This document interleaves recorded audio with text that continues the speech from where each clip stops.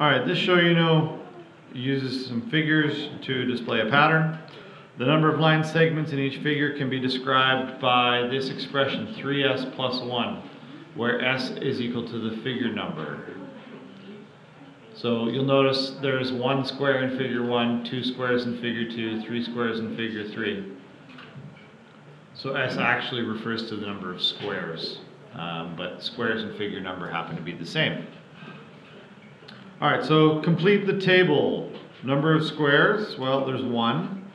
And we're using this expression, 3s plus 1. So instead of s, we're substituting in the number 1. So it's 3 times 1 plus 1. That's our expression. Well, 3 times 1 is 3. When you add 1 to it, you end up with 4. Number 2, it's 3s plus 1 still, but in this case s is now 2, as shown here. Number of squares in figure 2 is 2. So 3 times 2 is 6, plus 1, 6 plus 1 is 7. And then down here, 3s plus 1, the s is now a 3, so it's 3 times 3 plus 1. So 3 times 3 is 9, plus 1, so that's 10. Now how many line segments would be in figure 4? Well, if s is equal to 4, and our expression is 3s plus 1, then we can write it as 3, and I'm going to write this a little bit differently.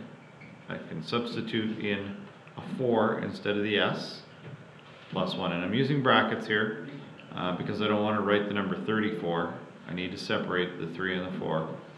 And I can use brackets instead of the multiplication sign. This still means 3 times 4. So 3 times 4 is 12. And then that's plus 1. So the answer here is 13. I'll give it some equal signs. So in that case, there would be 13 line segments in figure 4. If you continued this pattern, there would be 4 squares and 13 line segments.